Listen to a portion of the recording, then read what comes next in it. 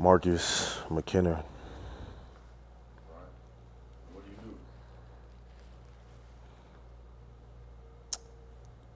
Do what I can. Do what I can. Uh, I like coming up with blueprints. I like being behind the scenes. Yeah, planning things and whatnot. So with that being what you do, what is a current pastime of yours? What is your main pastime?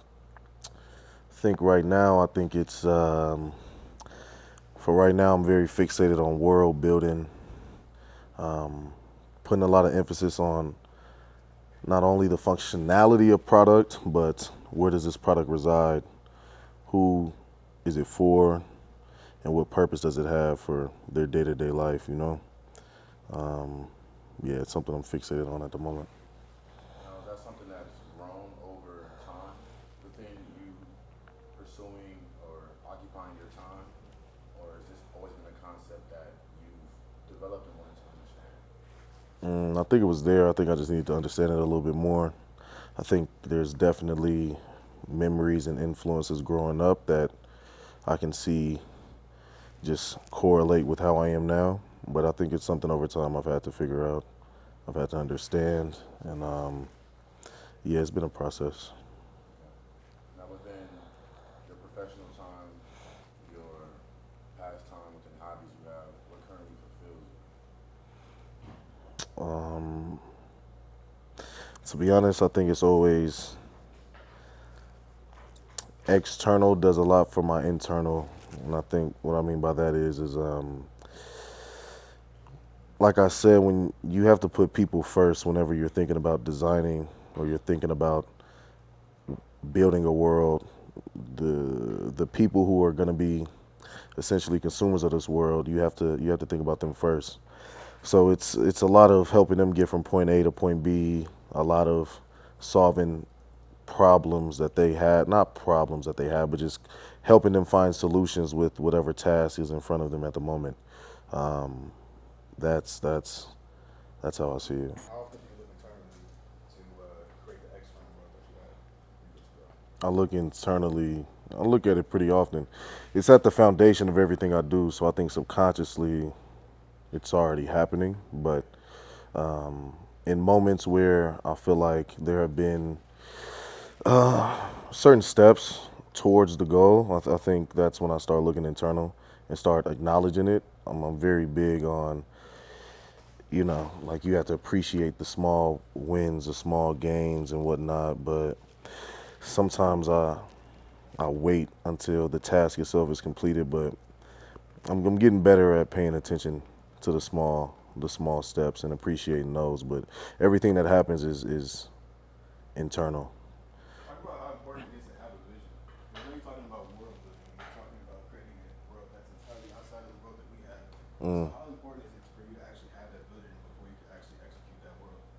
Yeah, for sure. You have to be a visionary. You have to see it, because especially when you're coming up with something that's entirely new, even though it can have aspects of it that have, you know, things have happened before. You're drawing inspiration from here and here, but when you're trying to create, you need to have that vision. You need to have that vision, because at that moment, you're the only person that has this vision. And if you can't see it clearly for yourself, it's not going to be able to be communicated clearly with everybody else.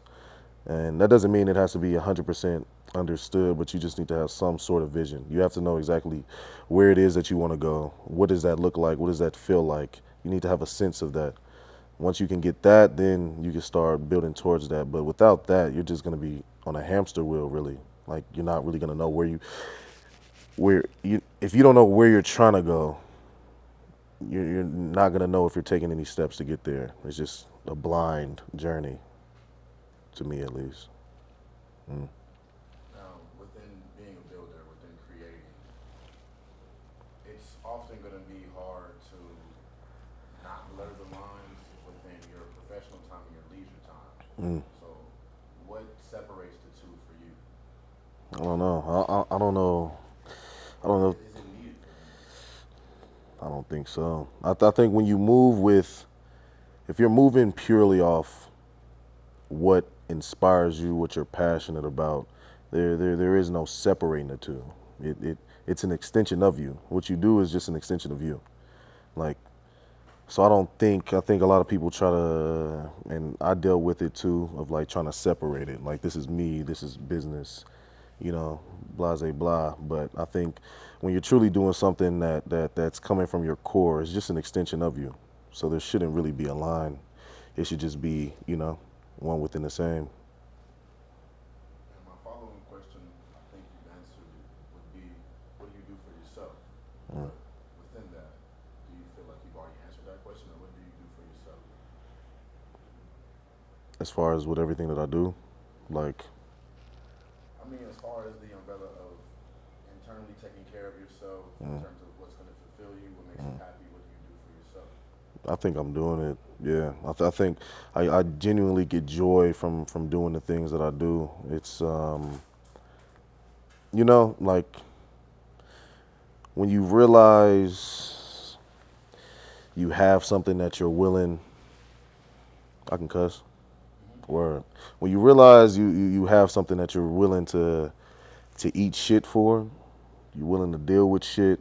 That's the shit that truly speaks to you. With the good shit, the bad shit, it's all highs and lows, but it's all joy. You know what I mean? Like it's all a part of the journey. You appreciate the battle scars from it, But it's fulfilling though. To answer the question, it's fulfilling. Like I've appreciated more of the little things. It's like you can get into it if you come into it like I have to design an entire capsule. It's like you might not feel theoretically you may not feel that true joy until it's fully designed, the shows happen, you know what I mean? Like people, it's on people now, it's out in the world, but it's like that one sketch can be a very fulfilling moment, like it's a step towards it.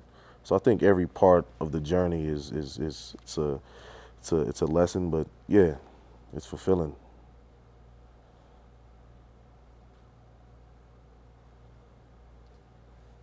Mm. How important is it to not only see that vision for yourself, but for others to get that vision as well too? When you are creating these capsules, you are creating these worlds. Initially at first, people aren't going to understand. People aren't going to get it, but it is your Mm. job for them to understand. Mm. So, what do you feel like your process is for getting people in the mind of Marco? Yeah. Even then, to be honest, it's like it's a work in progress. Like it's something that I'm still figuring out. Like what is the best way. But I keep momentum going. I try my best to, you know, it's it's almost like a child, right?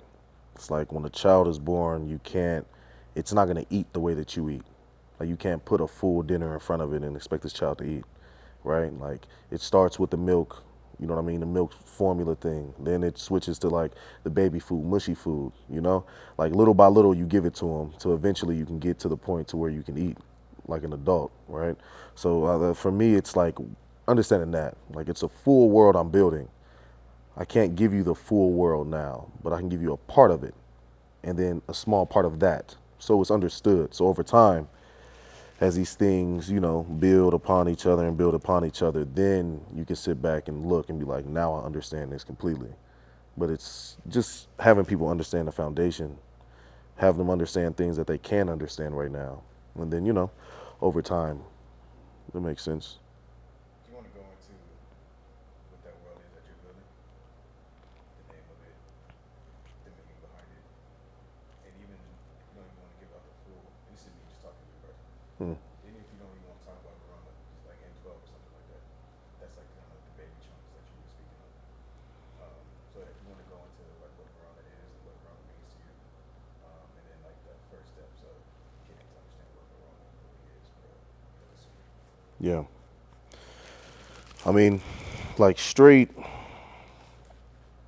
if I'm giving to, if like I'm going head on with like exactly what Verona is, or like exactly why I chose to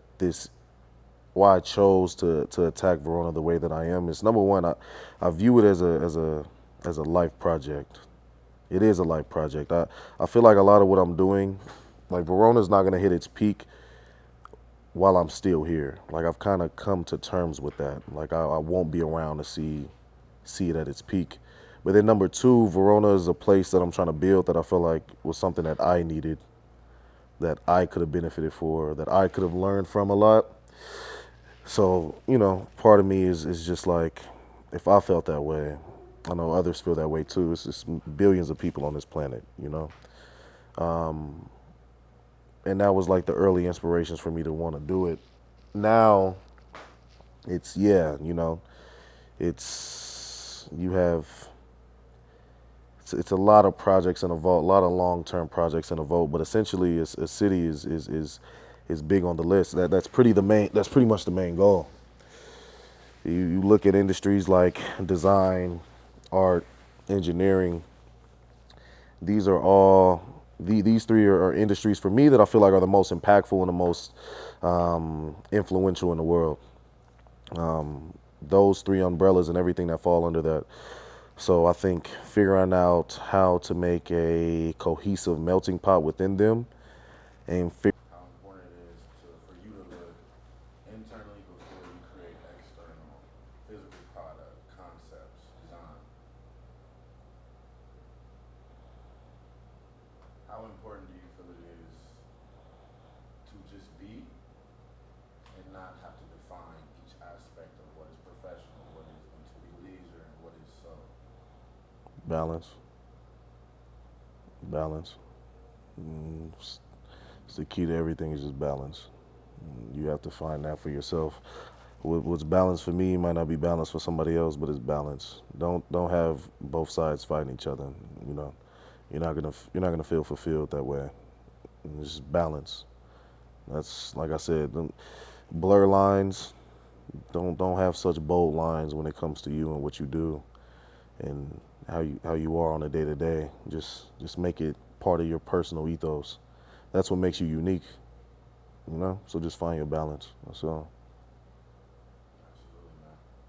We want to say thank you for spending time in our space and having this conversation with us. Appreciate it.